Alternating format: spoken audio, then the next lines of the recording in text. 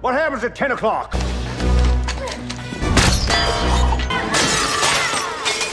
Yo, what's up? Kembali lagi bersama gua Jajang di mana? Tentunya di Jedar Film, tempat bahas film paling menjeder dan menggelegar. Selamat tahun baru 2023. Gimana? Apa nih resolusi kamu di tahun 2023 ini? Diet kah? Nikah kah? Atau nontonin semua videonya Jajang Jedar Film nih? Jajang sih berharapnya yang terakhir ya. Nah, kebetulan banget nih, untuk mengawali tahun 2023 ini dengan meriah, gue bakal bahas film detektif yang baru aja rilis nih. Gue bakal bahas film berjudul Glass Onion: A Knives Out Mystery. Film ini merupakan sequel dari film Knives Out yang rilis di tahun 2019 lalu. Menceritakan tentang seorang detektif yang mengikuti pesta sekumpulan sahabat miliarder di sebuah private island di Yunani sana. Buat kalian yang gak suka spoiler, gue ingatkan bahwa tayangan ini mengandung spoiler. Jadi buat yang gak suka, jangan menonton tayangan ini ya. Sudah siap? Oke, kita langsung aja bahas film Glass Onion: A Knives Out Mystery ini. Here we go.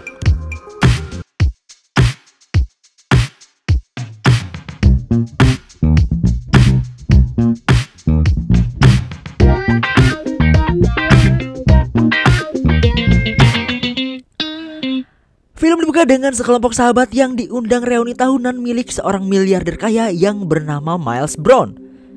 Terdapat Claire, seorang politikus, Duke Cody, seorang Twitch streamer, ada Lionel, seorang ilmuwan, dan ada Birdie J, seorang mantan model.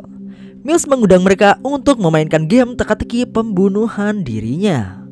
Mereka semua diberikan sebuah kotak berisi teka-teki untuk dipecahkan. Dan ketika berhasil memecahkannya, mereka akan mendapatkan undangan untuk pergi ke pulau pribadi milik Miles Brown di Yunani sana.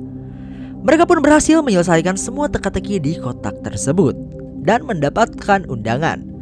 Di sisi lain, ada seorang wanita berkulit hitam yang tidak bisa membukanya.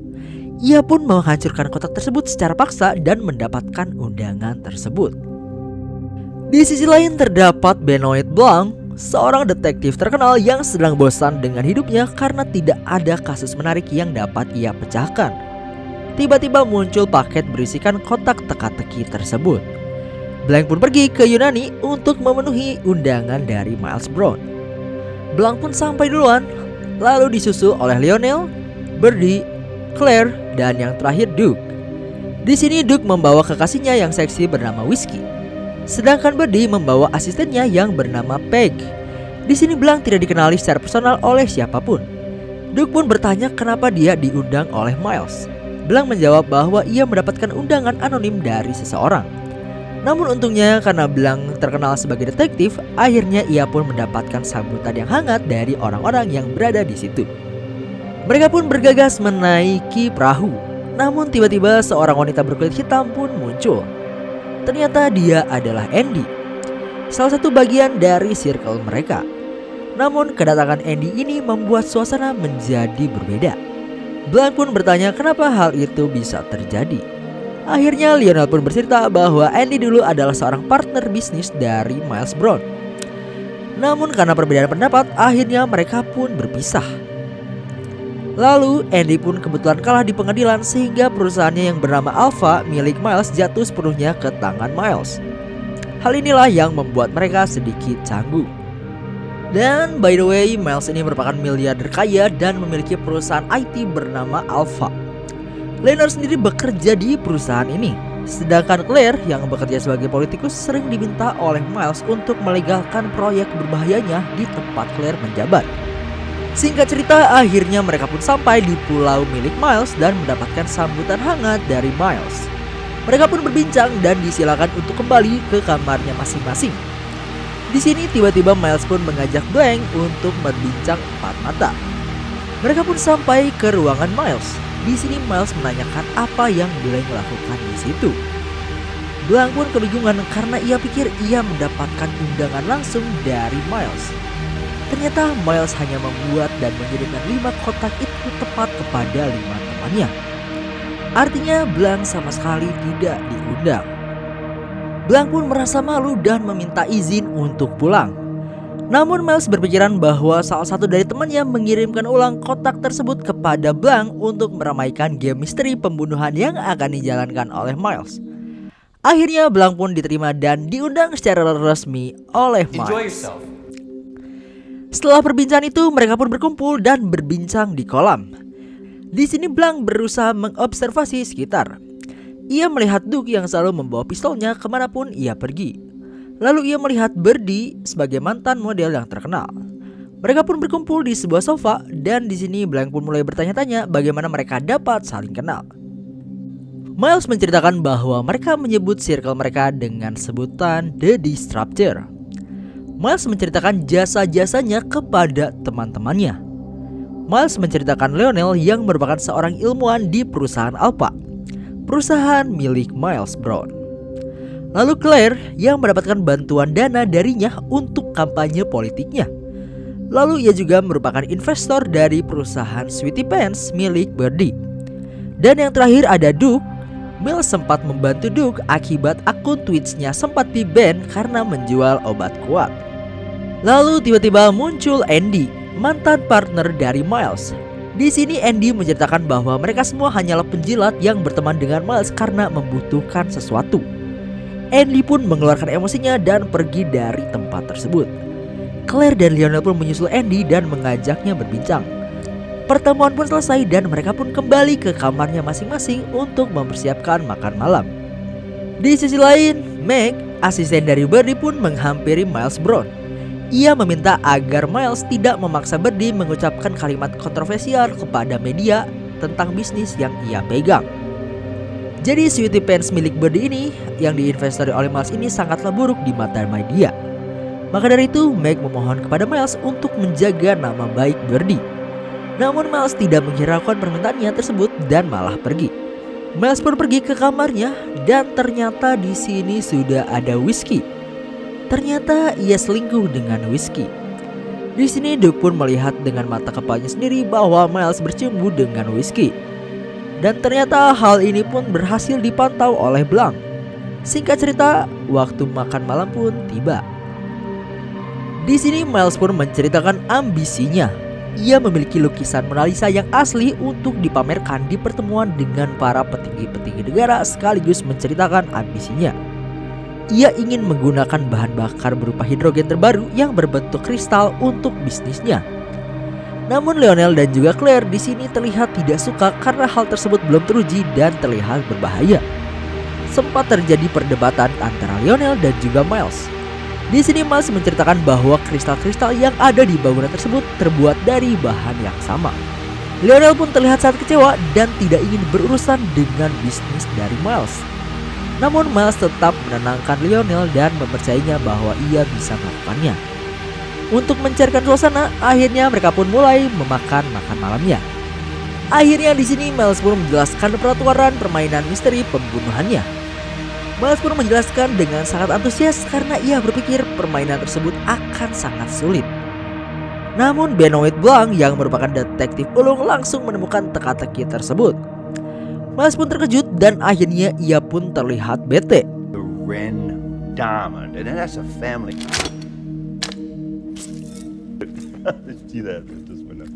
Miles dan Blanc pun pergi ke ruangannya. Di sini Miles terlihat sangat kesal karena Blanc yang memecahkan permainannya dengan begitu mudah. Namun akhirnya Benoit Blanc pun memberikan pendapat bahwa ia sengaja melakukan itu. Ia mengingatkan bahwa teman-teman dari Miles semua memiliki dendam pribadi terhadap Miles. Jadi Blanc pun berpikir sebaiknya permainan itu tidak perlu dilakukan sama sekali. Lalu di sini Blanc pun melihat serbet milik Miles. Serbat inilah yang menjadi cikal bakal kenapa Miles dapat menang di pengadilan melawan Andy. Ternyata Miles pun menyadari bahwa teman-temannya hanyalah penjilat dan tidak berteman dengan tulus. Namun hal itu pun dapat Miles mengerti. Di sisi lain teman-teman yang berada di bawah pun berdebat dengan Andy. Andy bercerita bahwa ia ingin kebenaran. Hal ini dikarenakan ketika proses persidangan teman-temannya tidak jujur dan memihak Miles. Lalu di sini Duke mengakui bahwa mereka semua memang penjilat dan membutuhkan kekayaan Miles untuk hidupnya. Andy pun pergi dengan perasaan kesal. Beberapa saat setelah itu Miles pun turun bersama Blanc. Di sini tiba-tiba Duke pun menghampiri Miles dan memberikannya sebuah notif di HP-nya. Ia membahas untuk mempromosikan dirinya di media milik Miles. Miles pun mengiyakan dan langsung memeluk Duke.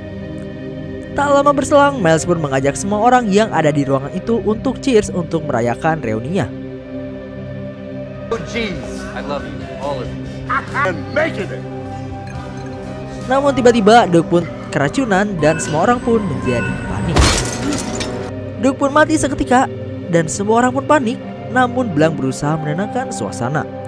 Ia meminta untuk semua berpikir jernih dan ia meminta Lionel untuk menelpon polisi dan melakukan otopsi. Namun ternyata polisi baru dapat datang di jam 6 pagi. Mereka pun kebingungan. Di tengah kepanikannya Miles pun merenung. Ia pun melihat gelas yang diminum oleh Duke. Dan ternyata gelas yang diminum oleh Duke adalah gelas miliknya. Ia pun menduga ada yang meracuninya di ruangan tersebut. Ia pun parno dan berusaha meminta perlindungan dari Blanc. Namun Blanc berusaha untuk tetap fokus. Di sini Blanc meminta untuk menggeledah Duke dan mengambil HP-nya. Namun ternyata HP itu hilang. Dan anehnya lagi, pistol yang selalu Duke bawa hilang. Jam pun menunjukkan pukul 10.00. Tiba-tiba seluruh listrik di pulau tersebut pun mati. Miles bilang bahwa itu adalah rencana awal dia agar game misteri pembunuhnya menjadi lebih menarik. Namun hal ini ternyata malah membuat mereka semakin kebingungan. Tiba-tiba Whiskey pun muncul sambil mengucapkan bahwa yang membunuh Duke adalah Andy. Miles pun pergi untuk mencari Andy. Begitu juga dengan Blanc. Blanc pun bertemu dengan Andy, namun ketika mengobrol tiba-tiba Andy pun ditembak oleh seseorang. Andy pun mati seketika. Akhirnya semua orang pun berkumpul dan mereka pun semua panik. Di sini Blanc pun meminta semuanya untuk masuk ruangan dan menyelesaikan semuanya. Mereka semua pun masuk dan terdapat flashback beberapa hari setelah itu. Benoit Blanc kedapatan tamu yang ternyata adalah saudara kembar dari Andy yang bernama Helen Brand. Dan nama Andy sesungguhnya adalah Cassandra Brand. Di sini Helen menceritakan bahwa ia menemukan saudara kembarnya Andy dikabarkan meninggal akibat bunuh diri. Dan beberapa saat setelah itu, ia pun menemukan kotak berisi undangan untuk pergi ke Yunani, tempat Miles Brown berada. Helen juga menemukan email Andy yang berisikan serbet yang dapat membuatnya menang di pengadilan melawan Miles Brown. Helen meminta Blanc untuk masuk ke sana dan memecahkan kasus tersebut. Namun Blanc pun bingung karena ia tidak diundang dan tidak tahu harus berbuat apa. Akhirnya muncullah sebuah ide. Blanc pun meminta agar Helen menyamar menjadi Andy alias Cassandra Brand agar semua orang yang ada di sana tidak ada yang curiga. Akhirnya Helen pun setuju dan mereka pun bergegas pergi ke Yunani. Sehari sebelum pergi mereka pun bertemu. Di sini ia menceritakan bagaimana Circle the Disturber dapat terbentuk.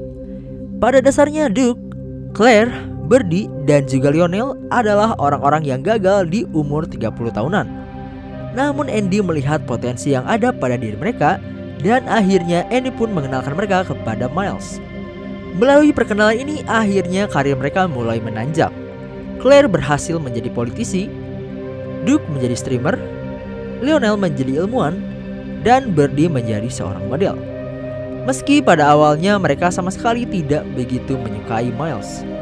Di sini juga Andy memulai ide besarnya yaitu Alpha. Ia menuliskan ide besarnya di sebuah serbet yang ada di bar tersebut. Andy dan Miles pun berhasil membangun Alpha dan perusahaan tersebut berhasil berkembang sangat pesat. Namun seiring berjalannya waktu, Miles pun terobsesi dengan bahan hidrogen yang ia temui. Andy yang merasa hal itu tidak aman pun menolak. Dan ia pun ingin menuntut setengah perusahaannya agar Miles tidak berinvestasi pada hal tersebut. Andy pun menuntut kekayaan intelektual perusahaan tersebut. Namun sayangnya serbet yang ia gunakan tidak dapat ditemukan. Lalu ketika di pengadilan, teman-temannya pun berbohong dan malah berpihak kepada Miles. Blanc pun akhirnya mengerti kepada situasinya. Lalu Blanc pun berasumsi salah satu dari mereka memiliki serbet milik Andy untuk menghilangkan barang bukti. Ia pun meminta kepada Helen agar mencari informasi sebanyak-banyaknya ketika berada di pulau tersebut. Helen pun menemukan fakta bahwa semua orang di sana memang membutuhkan Miles meski semuanya juga membencinya. Duke yang membutuhkan exposure dari Miles, Claire yang membutuhkan dana untuk kampanyenya, dan lain sebagainya. Di malam setelah makan malam pun Helen mengubrak-abrik semua ruangan milik Distributor untuk mencari serbet tersebut. Namun serbet tersebut sama sekali tidak ketemu. Tiba-tiba Whiskey pun masuk ke kamarnya dan melihat Helen yang sedang mengobrak-abrik kamarnya. Whiskey pun mengira bahwa inilah yang membunuh Duke. Tiba-tiba lampu pun mati dan mereka pun terlibat kejar-kejaran. Akhirnya Helen pun bertemu dengan Blank. Ketika berbincang, tiba-tiba ia pun tertembak. Namun ternyata Helen pun tidak mati karena pelurunya berhasil terhadang oleh buku miliknya. Akhirnya Blank pun meminta Helen untuk berpura-pura mati agar Helen dapat menggeledah ruangan milik Miles. Rencana pun berhasil dan Helen pun menemukan serbet tersebut. Di sisi lain, Blank pun berusaha mengalihkan perhatian The Distributor. Di sini Blank pun menceritakan bahwa yang membunuh Duke adalah Miles. Miles mencampurkan minuman Duke dengan jus nanas, bahan makanan yang paling Duke hindari karena ia memiliki alergi parah. Kenapa Miles melakukan itu? Karena Duke adalah satu-satunya orang yang tahu bahwa Miles sempat mampir ke rumah Andy, yang mana hal itu adalah hari pembunuhan Andy. Miles pun mengambil handphone dan juga pistol milik Duke. Hal ini ia lakukan karena Duke tahu bahwa Miles lah yang membunuh Andy. Lalu setelah itu Helen pun muncul dan membuka serbet milik Andy sebagai barang bukti. Dan Miles pun sengaja mematikan lampu dan mengambil pistol Duke agar dapat membunuh Helen. Namun pada kenyataannya itu pun tidak berhasil.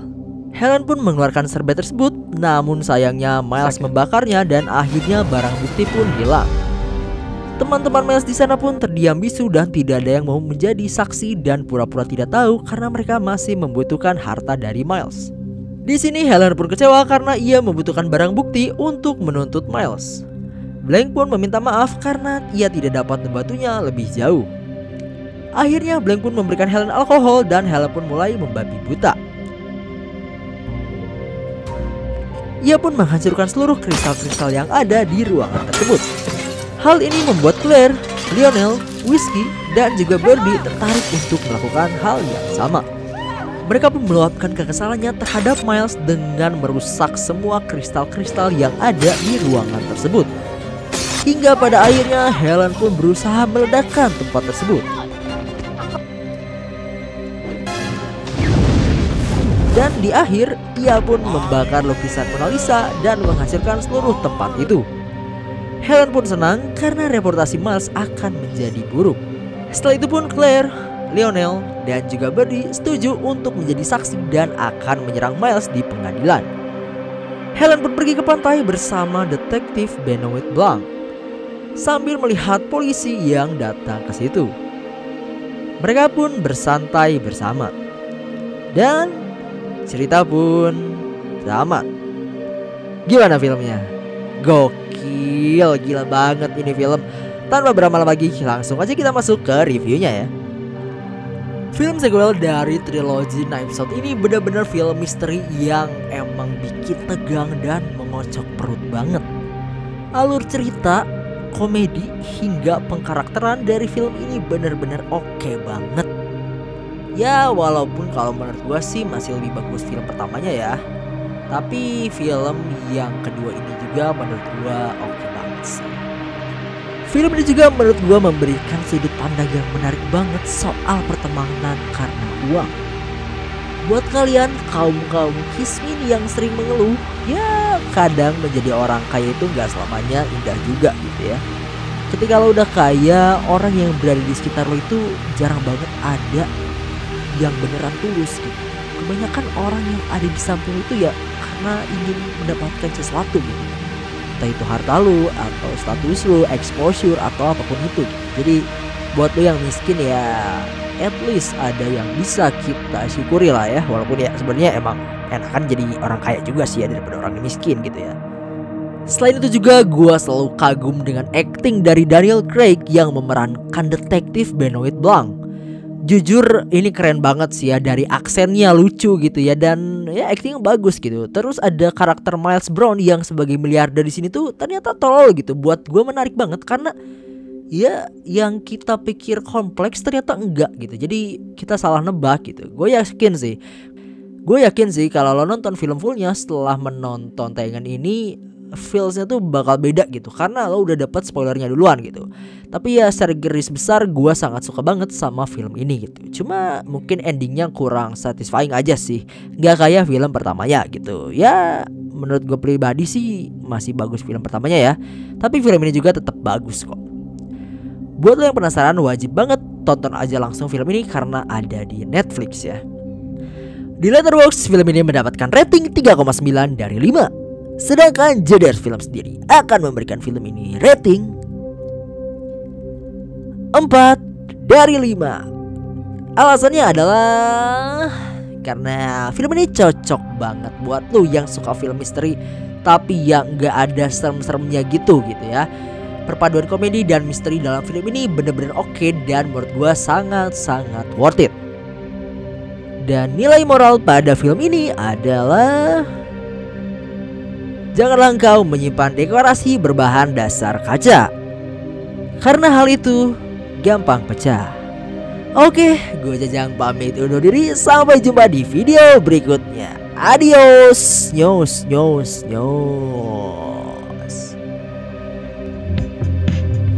So mungkin segitu aja review dari Oza Channel kali ini. Thanks for watching. Don't forget to like, subscribe, dan jika lo ingin request film untuk direview, bisa tinggalkan jejak di kolom komentar. And I'll see you in the next video. Thank you.